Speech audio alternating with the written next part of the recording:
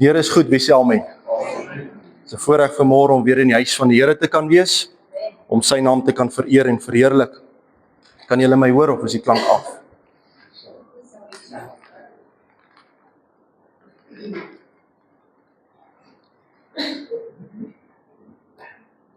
Sy. Is dit nou beter? As hy. Nou, ek gaan vanmôre afsluit en aangaan waar ons laas Sondag opgehou het, in verband met hoe die nagmaal gehou word, en baie mense het vrae gehad, waarom ons eenmal 'n jaar die nagmaal vier op 'n sekere bepaalde tyd, en ek het vir julle laasweek verduidelik waarom ons dit doen soos wat ons dit doen, en ek gaan vanmôre vir julle verduidelik hoe hanteer ons die nagmaal. Soos ek vir julle verduidelik het, is daar baie keer mense en kerke wat die nagmaal gebruik om hulle eie sakke vol te kry, in plaas daarvan om die mense, die kinders van die Here te leer en te wys die volmaakte prys wat vir die kind van God betaal is. En ons lees baie keer dinge in die woord van die Here wat ons nie altyd verstaan nie, maar dit is belangrik dat die kind van die Here moet besef dat God openbaar die skrif in jou lewe op die tydstip wanneer dit nodig is. So jy sal sien, baie keer lees jy dinge en jy sal sien, na mate jy groei in die gees en in die gees van die Here en onder die geklank van die Heilige Gees, dan kom jy agter, jy verstaan dinge baie keer nou anders as wat jy verstaan het 30 jaar terug. Want dit is wat God se woord doen, want nie almal van ons het onmiddellik die kapasiteit om die woord van God onmiddellik te verstaan nie, want ons menslike brein is te klein om alles te verstaan. Dis wat God so wonderlik maak, dis hoekom ons hom aanbid, dis hoekom ons dien, omdat daar geen ander een soos hy is nie. Amen? Dis hoekom hier sit vanmôre. En wie van u, by wyse van hand opsteek, ek weet die was van die mense wat nou al 'n nagmaal by ons diens bygewoon het, maar het dit vreemd gevind, of dalk nooit raak gelees uit die woord van die Here, soos wat ek dit laas Sondag dalk verduidelik het nie. Wie dit so gevind? Alright. So, daar is mense wat baie keer dinge, na mate hulle ouer word, dinge leer, en jy kan verstaan, dan vra jouself af die vraag, maar waarom het ek dit voorheen in my lewe nie verstaan nie? Waarom is daar voorheen dit nog nooit verkondig, of deur God se Gees aan my geopenbaar soos wat dit is nie? Maar na mate jy in daardie tydperke in jou lewe was, as iemand onmiddellik vir jou moes gesê het, weet jy wat, jy moet dit dalk nou so doen, so hoeveel van ons sou dit geglo het? Jy sien, want baie van ons word groot in kerktradisie en min van ons word groot in die voetstappe van die Here. Jy sien, baie van ons, en ek praat dalk met die verkeerde groep mense vanmôre, maar baie van die mense gaan kerk toe omdat my pa kerk toe gegaan het. Baie van die mense seën hulle kinders in omdat hulle as kinders ingeseën is. Baie van die mense leer hulle kinders om hulle groot te laat doop omdat hulle dalk groot gedoop is. Jy sien, elke ding wat ons glo moet geoortuig kan word deur God se Gees en moet geïnspireer kan wees en verklaar kan word deur God se woord. Enigiets wat ons glo, wat ons wil, hy moet uit die woord van die Here uit kan uitkom. As dit nie uit die woord van die Here uitkom nie, het u en ek nie nodig om dit te glo nie. As dit nie hier vasgepen is, in hierdie 66 boeke van Genesis tot by Openbaring nie, en 'n predikant of leraar of iemand probeer vir jou iets leer, en dit staan nie in die woord van die Here nie, het ons nie nodig om dit te glo nie. Amen? Want God se woord is ja en amen. Jy sien, jy kan luister baie keer, en ek was ook al daar in my lewe gewees, dat ek op 'n stadium van kerk na kerk toe geslinger word, en ek eet alles wat die predikant van die kansel af verkondig, eet ek op vir soetkoek, want ek dink by myself, maar hy het mos geleer vir dit, of hy het gestudeer vir dit, of hy's daar aangestel deur die kerk om 'n salaris te verdien, hy sal mos die waarheid predik. Was ons nie al almal daar nie? Maar na mate jy met God te pad begin stap, dan gaan jy dinge uit die woord van die Here uithaal, wat baie keer indruis met hoe kerktradisies dit oorgelewer het. En wat is vir ons belangriker, die tradisies of die leringe van mense, of dit wat God ingestel het? Ons moet God behaag. Jy sien, jy gaan nie eendag voor die troon van God verskyn, onder jou kerk se naam of vaandel nie, maar jy gaan voor die troon van God verskyn, jy as individu in wie jy self is. So baie mense dra hulle rug op die kerk, omdat hulle seer dalk gekry het in die kerk, of omdat kerk hulle misbruik het, of omdat kerk hulle uitgebuit het, of omdat kinders van die Here in aanhalingstekens daardie mense sleg behandel het. Is dit nie so nie? Maar wie het die sleg behandel, of ons dalk sleg behandel in lewe, die mens of God? die mens. God het ons nog nooit teleurgestel nie. Jy moet verstaan vanmôre, God sal altyd daar wees vir jy. Jy moet weet dat God sal jy altyd leer, rig en lei na mate jy nodig het in jou lewe. En jy sal sien hoe jy hierdie lewenspad begin loop, dat God mense op jou pad stuur met dinge en probleme waarmee jy self geborstel het, of vra in die woord van die Here, wat jy jaar na jaar vir God vra, Here, maar ek verstaan dit nie, maar eendag dan begin die skille van jou oë afval, en dan kan jy weer iemand anders stel. Want die woord van die Here sê dat 'n blinde kan tog nie ander blinde lei nie. Is dit nie so nie? Want hulle gaan albei in die afgrond inval. So die woord van die Here leer ons dat ons geestelike oë moet oopgemaak word. En dat wanneer ons geestelike oë oopgemaak word, sal ons die volle prentjie van God sien. Dan gehoor hoe 'n ander predikant sy mond uiter en sê, dink net hoe maklik sou die evangelie gewees het as die Bybel bestaan het van Handelinge tot by Openbaring.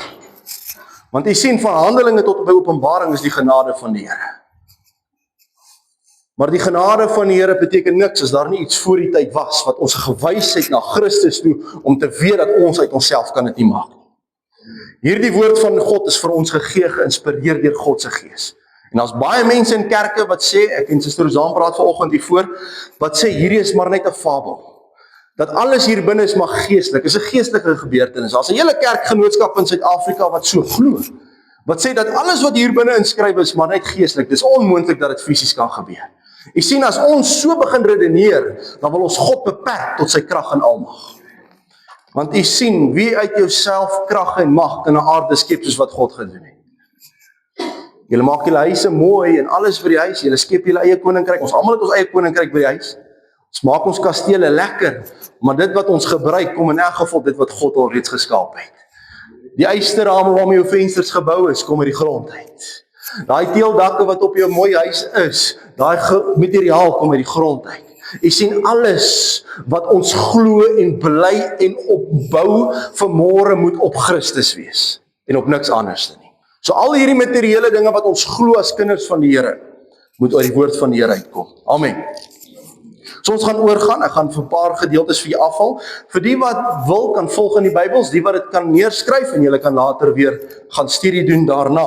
Ek gaan weer teruggaan in Eksodus hoofstuk 12 en ek gaan vir julle wys waarom hou ons die nagmaal soos wat hou. Jy het laas Sondag gehoor waarom ons dit eenmaal 'n jaar hou. Vanmôre gaan ek vir julle verduidelik hoe word die nagmaal gehou. Nee, ons gaan nie 'n lammetjie slag nie, want Christus is reeds die lam geword. Nee, ons gaan nie meer bitterkrye saam met dit eet nie, want Christus het die bittere smaak gehad van die smart wat hy deurgegaan het. So al wat vir die kind van God oorbly is 3 dinge wat gebruik moet word by die nagmaal. Dit sê nie ek nie, dit sê die woord van die Here. En ek gaan vir julle wys vanmôre. As ons dit nie hou soos wat die woord van die Here sê nie, moet ons gaan kyk, Here, doen ek dit reg soos wat U vir my die voorbeeld gestel? Wie is die perfekte voorbeeld? Ek of Christus? Wie is die perfekte voorbeeld? Koning Dawid of Christus? Koning Dawid was 'n man na God se hart, maar hy het foute gehad. Het Christus foute gehad? Het hy sonde gehad? So dit is waardig om na hom te kyk vir leiding, is dit nie so nie? Daarom is ons hier vanmôre want ons kyk na wat sê die woord van die Here. En ek gaan vir julle lees in Eksodus hoofstuk 12 en dit gaan oor die instelling van die Paasfees. En ek gaan lees daarvan na vers 18. Hy sê in die eerste maand op die 14de dag van die maand in die aand moet julle ongesuurde brode eet tot op die 21ste dag van die maand in die aand. 7 dae lank mag daar geen suurdeeg in julle huise gevind word nie, want elkeen wat iets eet met suurdeeg in, die siel moet uit die vergadering van Israel uitgeroei word, of hy al 'n vreemdeling is of 'n kind van die land. Vers 24 sê, onderhou dan hierdie saak as 'n insetting vir jou kinders, vir jou en jou kinders tot in ewigheid. Baie mense sal sê, ja, maar dit is die ewigheid bepaal net tot op die tyd wanneer Christus gekom het. So die Paasfees is ingestel en het nog nooit verander nie. Al wat verander het is Christus het die lam geword. En jy sal sien die brood, baie kerke gebruik suurdeeg, omdat hulle sê Christus het die sonde van die wêreld op hom geneem. Daardie brood, wat simboliseer dit? Christus se liggaam. So as dit Christus se liggaam simboliseer, wat geen sonde gehad het nie, waarom gebruik ons dan nagmaal met brood met suurdeeg in? Alhoewel hy die sonde van die wêreld op hom geneem het, sê die woord van die Here dat hy wel nie sonde gehad het. So die brood wat gebruik moet word by elke nagmaal geleentheid, soos wat ek vir julle laas Sondag verduidelik het, ek gee nie om wanneer jy nagmaal hou nie. As jou hart nie reg is met God nie, beteken die nagmaal vir jou niks nie. Die nagmaal sal jou in die hemel inbring nie, en die nagmaal jou gaan jou ook nie die hemel uithou nie. Maar die woord van die Here sê in 1 Korintiërs hoofstuk 11, as ek dit reg het, gaan dit nou aanhaal, wat hy sê dat as julle op 'n onwaardige wyse aan hierdie tafel, aan hierdie brood eet en die beker drink, eet en drink jy oordeel oor jouself en is jy skuldig aan die bloed van Christus. Jy sien, die woord van die Here leer ons, dat voor ons aan hierdie tafel kom sit, in die Ou Testament moes hulle besny geword het voor hulle die Pasga mag gebruik. In die Nuwe Testament sê die woord van die Here dat ons nie meer nodig het om besny te word nie, maar hy praat van die besnydenis van die hart. So voor ons aan die tafel van die Here gaan kom sit, die 31ste Maart, moet jy seker maak jou hart is reg met God. Die woord van die Here sê dat wanneer jy iets teen jou broer of suster het, hy praat nie van jou vleeslike broer of suster nie, hy praat van jou geestelike broer of suster, moet jy jou eers gaan versoen voordat jy aan die tafel van die Here kom sit. En hoeveel van ons versoen werklik wanneer ons aan die tafel van die Here kom sit? Onthou, vir God gaan dit nie oor vlees en bloed nie, dit gaan oor daardie geestelike broer en suster.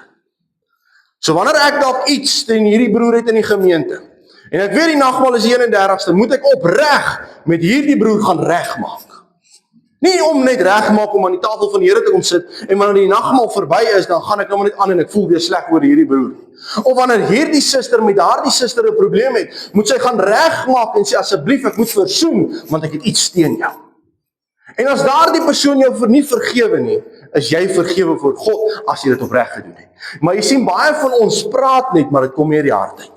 Daarom sê die woord van die Here, die hart moet besny word. So wanneer ons aan die tafel van die Here gaan kom sit, sal jy sien dat die brood wat ons gebruik word op 'n sekere manier voorberei, is baie droog, is baie bros. Die wat dit nou al deel gehad het laas jaar sal kan onthou, dat die brood is nie net 'n brood wat smelt in jou mond nie.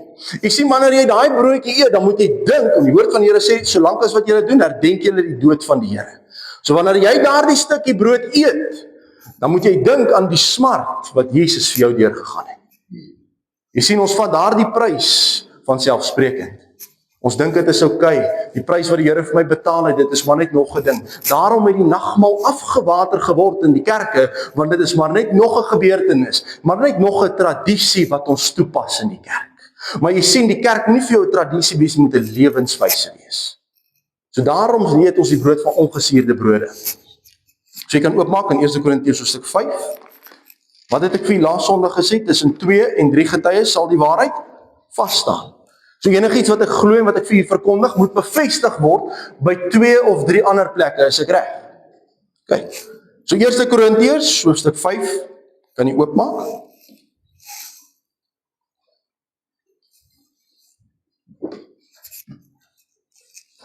Kan jy onthou wat ek vir u gelees het nou in Exodus hoofstuk 12? Vir 7 dae lank moet julle ongesuurde brode eet. Jy het gelees.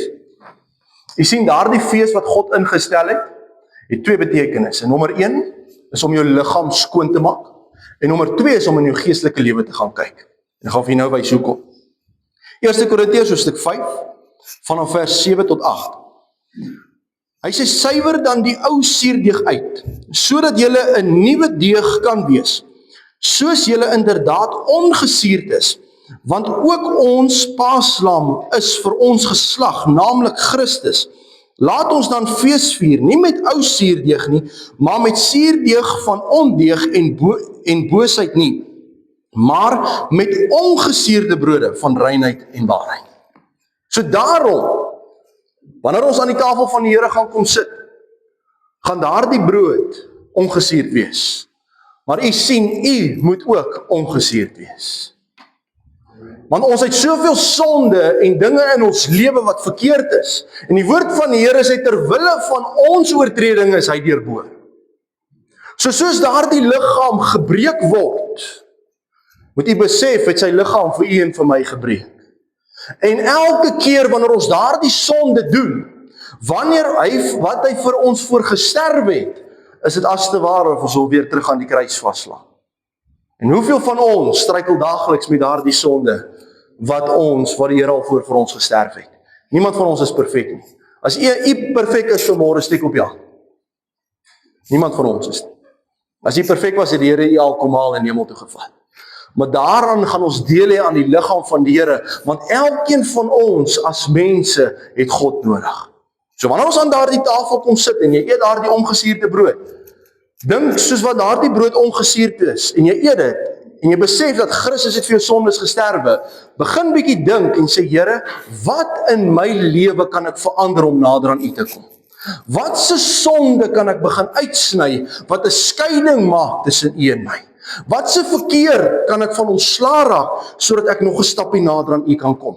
En 'n broer sê vanmôre vir my dat hy praat met 'n ander suster wat sê elke keer wanneer sy voel sy kom nader aan die Here, voel dit asof sy al hoe vuiler word. Is dit nie so nie? Het jy ook al so gevoel? Dat as jy voel jy begin al hoe meer en meer met die Here se pad stap, dan begin jy al hoe vuiler voel. Hoekom? Want God is skoon en rein en hy wil jou bewus maak van dit wat 'n skeidsmuur is tussen jou en hom. Want onthou, God wil met elkeen van julle maaltyd hê. God wil met elkeen van julle pad stap. Hy wil 'n pad meer met jou stap as wat jy met jou man, met jou vrou of met jou kinders se pad stap. Hy wil hê dat jy moet in jou lewe kan sê dat hy is my alfa en omega. Hy is my begin en hy is my einde. Daarom, wanneer ons aan die tafel van die Here sit, en is nie meer ver van nou af nie, gaan maak reg. En as jy iets tussen jou broer of suster het, maak reg met God en reinig jou van hierdie suurdeeg. Waarom vir 7 dae gaan jy 'n fees van ongesuurde brood hê? Dis die eie keuse of wie wil deelneem daaraan. Ons huisgesin neem deel aan die fees van ongesuurde brode.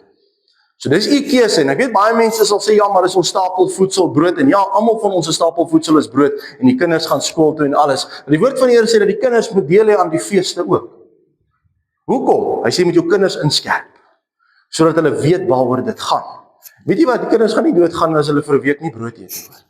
Jy gaan nie doodgaan as jy vir 'n week nie brood eet nie. Jy gaan agterkom ek gaan 'n bietjie gewig afskit. Jy gaan agterkom ek voel nie meer so opgeblaas nie. Jy gaan agterkom ek kry nie meer soeibrand nie want brood is eintlik gif. Want die suurdeeg wat daar binne is maak hierdie liggaam siek. Maar die grootste betekenis aan dit is die fees van ongesuurde brode is dat jy in daardie week, wanneer jy die woord van die Here sê moet daai kos weggooi. Dis die enigste tydperk wanneer God jou kan gee om kos weg te kan gooi. Wanneer jy daai sakkie brood uitdra en die asblik gooi, dan moet jy net so in die gees ook stap en jou sonde in die asblik gaan gooi. Wanneer jy vir 'n week nie lank brood mag eet of stysel in jou huis mag hê of iets hê wat suurdeeg in het nie, dan besef jy ek moet my dieet 'n bietjie verander, net so moet ek my geestelike dieet 'n bietjie verander sodat ek gesonder kan word in die weë van die Here. So hy het baie goeie doen, jy gaan sien na probeer dit. Jy gaan gesonder voel na 7 dae. Ja, gaan jy agterkom brood is nie so belangrik. Ja. Maar gaan fokus meer op die geestelike. Want daardie geestelike, dis wat God van ons verwag. Jy sien, jy het nie nodig om die fisiese wet van die fees van ongesuurde brode te hou nie. Want dit help veel jy hou die fisiese brood van ongesuurde brode, daardie fees, maar jy hou nog vas aan die sonde in jou lewe.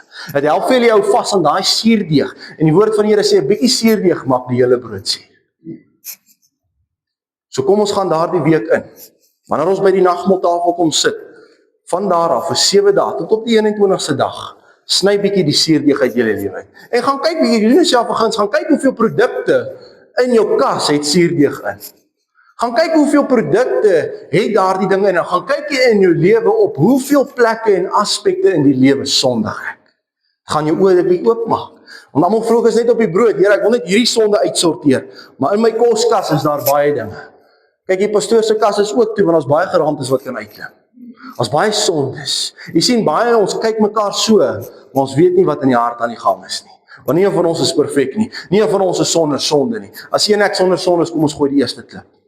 So gaan maak 'n bietjie daai koskas oop vir 7 dae in jou geestelike lewe en sê Here, hierdie produk by die werk sondig ek so, help my om dit reg te maak. Here, op die pad sondig ek so, Here, help my om dit reg te maak. Here, in hierdie aspek in my huis sondig ek so, Here, help my om dit reg te maak. Want dit gaan oor wat hier aangaan.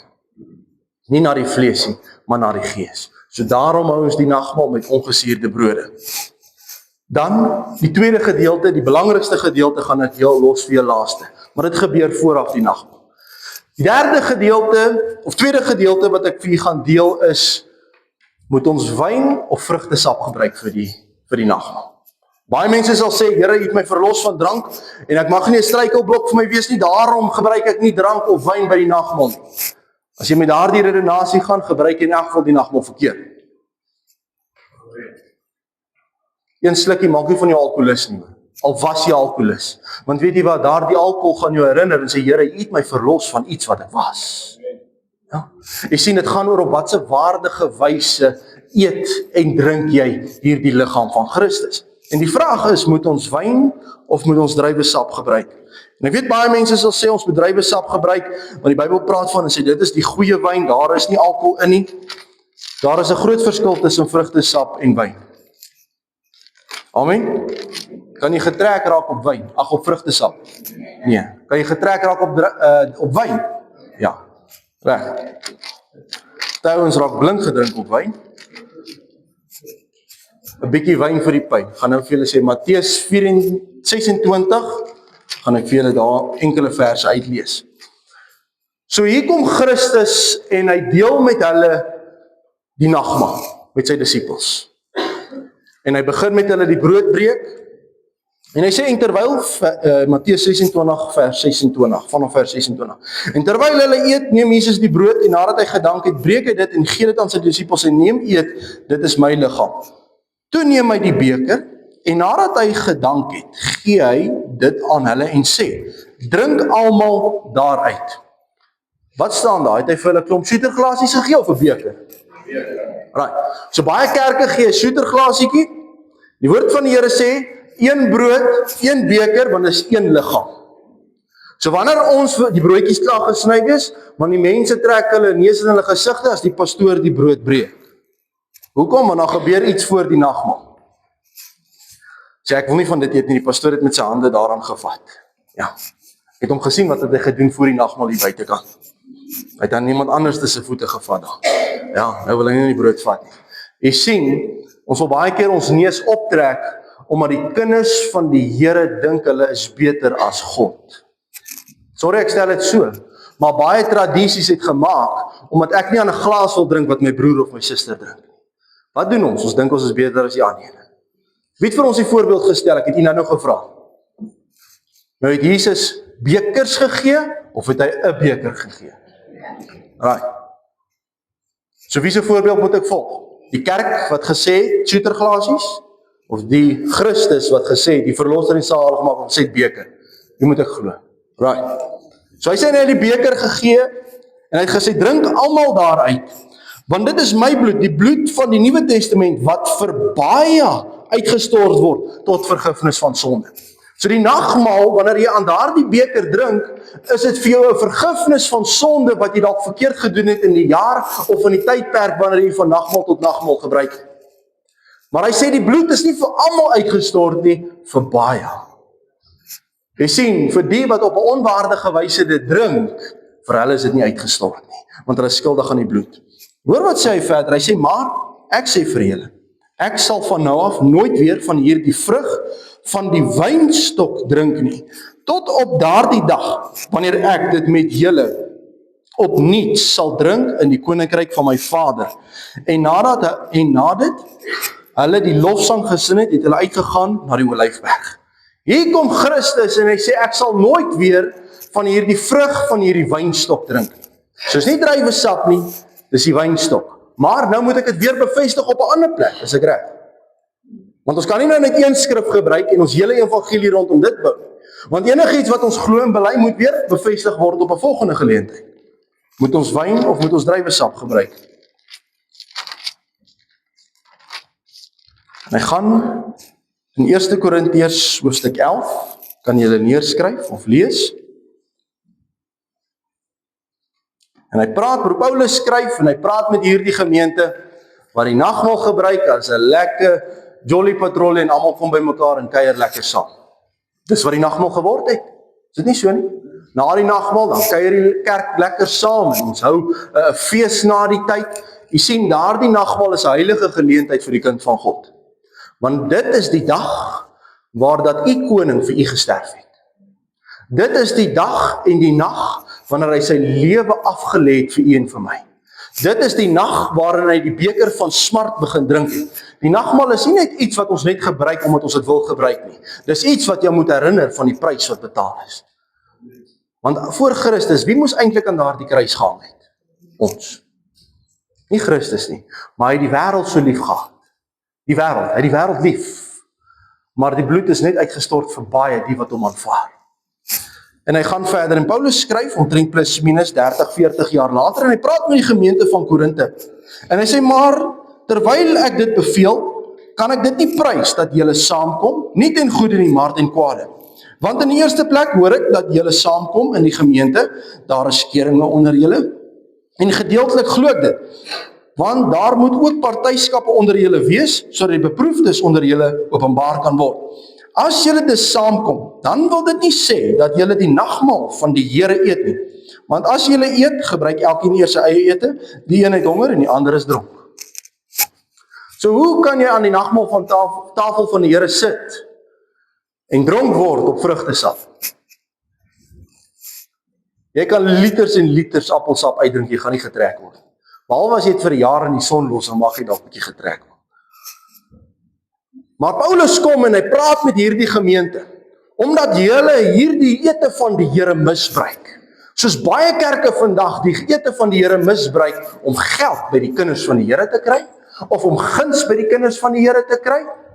As dit die geval is, het jy nie nodig om nagmaal saam hulle te gebruik nie. Jy sien, daardie geleentheid is heilige geleentheid. En waarvoor was die wyn gebruik in die Bybelse tyd? Om skoon te maak. Om wonde te genees. Die woord van die Here sê, drink weinig wyn om jou buik te versterk. Ek weet, baie ouens is baie siek, en drink liters en liters wyn. Maar die woord van die Here sê 'n bietjie. Die woord van die Here sê, jy mag wyn drink, jy mag net nie dronk word nie. Reg. So as jy sê sonde om wyn te drink nie, is 'n sonde as jy dronk word. Jy sien, daar is, dans is ook nie 'n sonde nie, maar deur dans kom sonde. Jy sien, daar is baie kerke en redenasies wat die mense gebruik om die kinders van die Here so bang te maak om hierdie wêreld in te gaan. Die Prediker skryf Salomo, hy sê, eet jou brood, drink jou wyn en geniet die lewe met die vrou wat jy lief het. Nou hoekom sal Salomo sê, eet jou brood en drink jou wyn, saam met die vrou wat jy lief het? So wyn was 'n alledaagse drankie wat gebruik was om vrolik en bly te word. Maar daardie wyn simboliseer Christus se bloed. So jy gaan dit nie drink om dronk te word nie. Jy gaan dit drink, want soos jy voel, het jy al 'n goeie wyn gedrink. En as jy hom drink, dan voel jy hoe warm raak jy, as jy so afbeweeg. Soos wat daai wyn deur jou liggaam gaan, dan besef jy, soos wat daardie bloed gegiet is vir u en vir my, moet ons besef, en daardie liggaam reinig, so reinig hy elkeen van ons. Een jaar was ek noem dit op 'n ligter noot, as ek by my pa se gemeente en 'n pastoor daar van Kreersdorp, daar bly so 'n bietjie oor in die glas, en die gebruik was in my pa se gemeente is om vir daardie broer toelaas te gegee het, omdat hy die oudst lewende pastoor was in die gemeente. En hy het laaste die beker gekry, en hy drink die hele glas leeg. En almal se oë rek so groot. En na die tyd vra my pa vir hom, pastoor, waarom het jy die hele glas leeg gedrink? Hy sê, pastoor, ek het baie gesondig in die jaar wat verby is. Reg. So as jy baie gesondig het, dan mag jy 'n groter sluk vat as jy ander een. Maar jy sien, ons moet dit opreg doen. Daardie pastoor, so oud as wat hy is, het opreg soos 'n kind geword en besef, Here, ek het baie gefouteer hierdie jaar. Ek moet regmaak. En daardie bloed moet my deurtrek. En dit is wat belangrik is vir die kind van die Here. Dat wanneer ons aan daardie tafel kom sit, nommer 1 moet jy met opregte hart kom sit. Jy moet doen wat God van jou verwag. Gemaak reg as jy iets het teen iemand. Want hy gaan, en hy sê verder in 1 Korintiërs hoofstuk 12. Hy sê, maar, wie dan, vers 27, wie dan op 'n onwaardige wyse hierdie brood eet, of hierdie beker van die Here drink, sal skuldig wees aan die liggaam en bloed van die Here. Wie van u wil skuldig wees aan 'n moord hier op aarde? Wie se hand of vingerafdrukke wil graag op iemand se liggaam of op iemand se toneel wees waar iemand vermoor is? Wie wil u DNA daar agterlaat? Steek op jou. Nou wie van u wil skuldig wees aan die bloed van Christus? So maak seker wanneer ons aan die tafel van die Here is dat ons bewaardige wyse dit. Dat ons opreg is, want hier sê die woord van die Here sal skuldig wees. Hy sê maar die mens moet homself beproef en so van die brood eet en uit die beker drink. Wie op 'n onwaardige wyse eet en drink 'n oordeel oor homself, terwyl hy die liggaam van die Here nie onderskei nie. Daarom is daar onder julle baie swak is en sieklik is en 'n aantal het ontslap. Want as ons onsself beoordeel het, sou ons nie geoordeel word nie. Die woord van die Here sê, as jy op 'n onwaardige wyse van hierdie brood eet en daardie beker drink, sal daar 'n straf oor jou kom. Hoekom? want jy maak jou skuldig aan Christus se moord. Jy sien, ons kyk baie keer, my as 'n persoonlike persoon, ek hou nie van die kruisteken waaraan Christus gehang het nie. Ja, die prys wat betaal is wonderlik. Hy het sy lewe vir my afgelê, maar daardie simboliseer vir my, dis waar hulle ons koning vermoor het. Daarom hou ek nie daarvan nie. En wie wil deel wees aan sy moord? Wie wil skuldig wees aan die moord van Christus? Nie een van ons nie. So wanneer jy tydperk om reg te maak, as jy nog nie reg gemaak het, jy maak reg. As jy nog nie versoen het, jy versoen. Want as jy dit nie doen, is jy skuldig aan die bloed van die Here. En daar is iets waaroor ons nie gaan kan ontduik nie. Dan kan julle die woord van die Here oopmaak in Johannes, en ek gaan afsluit met hierdie laaste gedeelte. Is iets wat voor die nagmaal gebeur. Johannes hoofstuk 13. Min mense doen dit. Wat het Jesus gesê? In Matteus 28:19. Gaan dan heen, maak disippels van al die nasies, en doop hulle in die naam van die Vader, en die Seun, en die Heilige Gees, en leer hulle om alles te onderhou wat ek julle beveel het. Verstaan u dit? Wat beteken dit?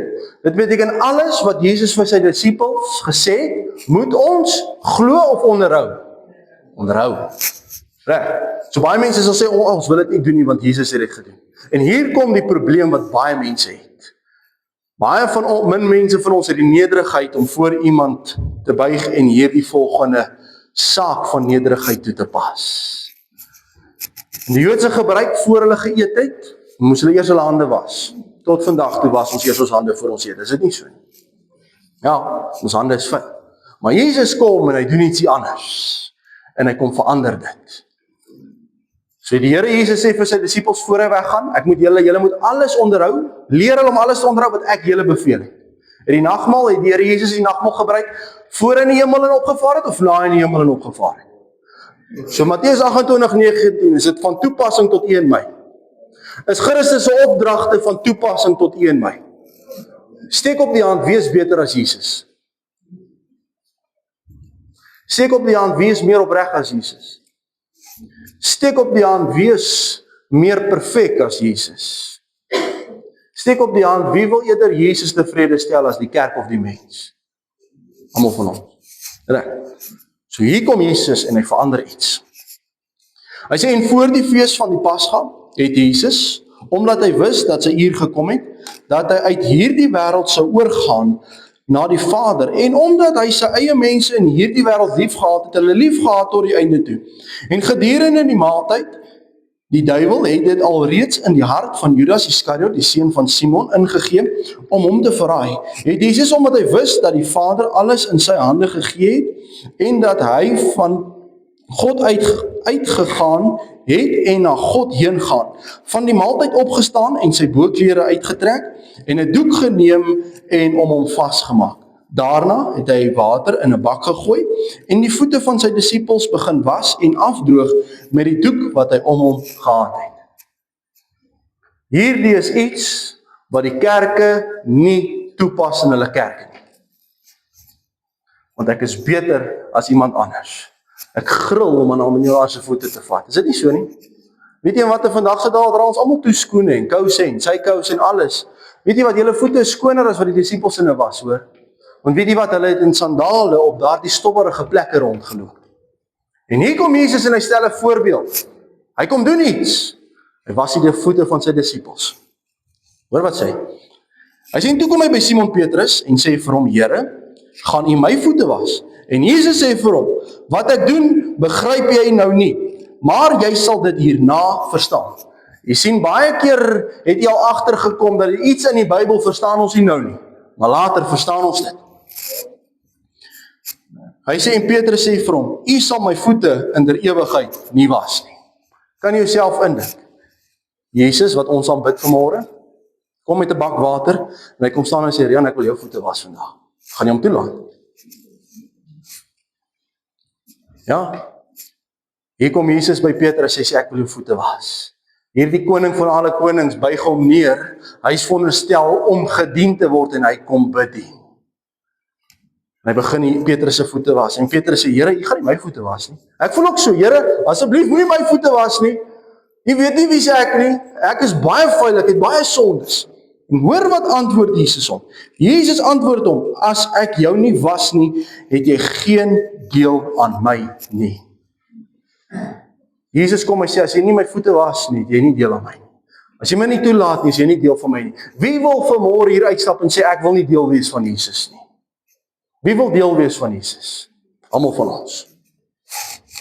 As jy in Petrus sê vir hom, Here, nie net my voete nie, maar ook my hande en my hoof. Hy skrik so groot, omdat hy besef, Here, as jy nie my voete gaan was nie, was dan maar sommer my kop en my hande en alles. Dan is ek mos nou okay. En Jesus sê vir hom, hy wat gewas is, het niks anders nodig om die voete te was nie, maar is heeltemal rein, en julle is rein, maar nie almal nie, want hy het geweet wie hom sou verraai, daarom het hy gesê, julle is nie almal rein nie. Hoor wat sê in vers 14. Hy sê, as ek dan, die Here en die Meester julle voete gewas het, is julle ook gevrywaar om mekaar se voete te was. Staan daar, wat staan daar?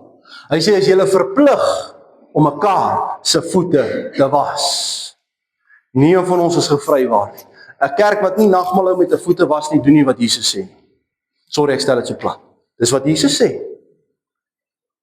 Sê ek dit of sê Jesus dit?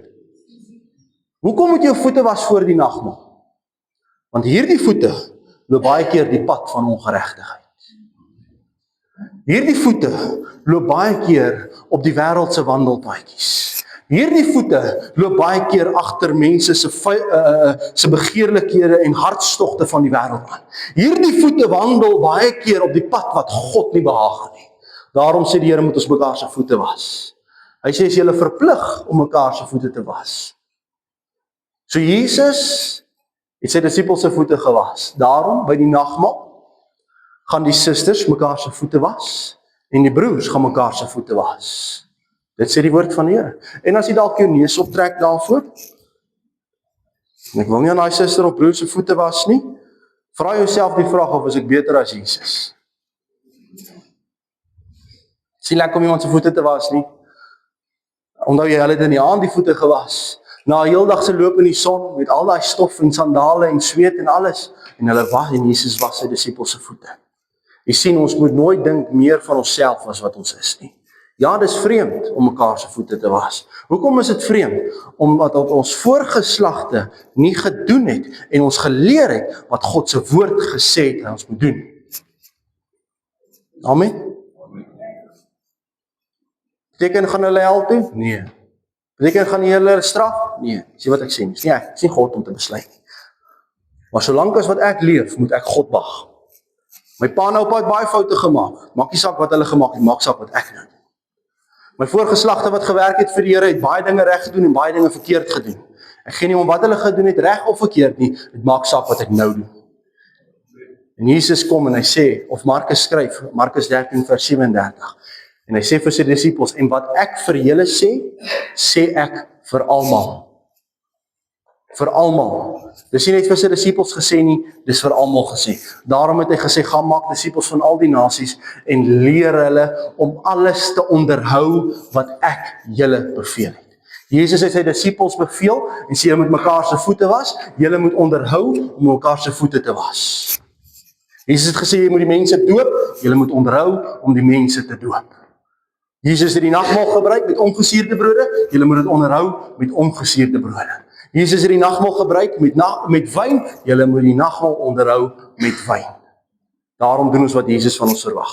So as dit vir jou vreemd is, en is dalk die eerste keer wat jy die nagmaal by ons gaan bywoon, en is dalk vir jou snaaks dat ons iemand anders se voete gaan was, herinner jouself daaraan, Jesus het dit ook gedoen. Ons 'n liedjie wat ons sing, te wees soos Jesus, te wees soos hy. So rein en heilig, so sag en nederig. Nederig beteken ons is hier om te dien.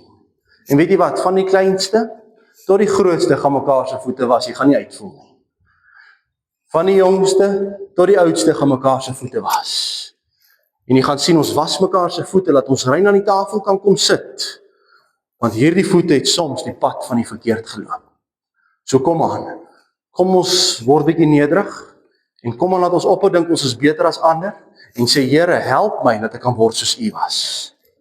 Somtyds het hy in woede opgetree, maar somtyds het hy sag geword en dinge anders te gedoen as wat die kinders van die Here nou doen. So wie gaan ons tevrede stel, God of die mens? So mag die Here hier ryklik sien. Ek sluit hierdie boodskap af. Dat wanneer ons aan die tafel van die Here is, gaan maak reg. Maak seker jy is rein voor God. Maak seker jou hart is besny. Maak seker jy kom sit met opregte hart. En gaan maak reg as jy iets teen jou broer of jou suster het. As jy iets dalk teen God gedoen het, vra Here, maak my reg. Kom wees nederig, kom sit aan die tafel van die Here en kom sien hoe God vir u dinge verander. Amen. Kom ons staan saam. Broer Don, vra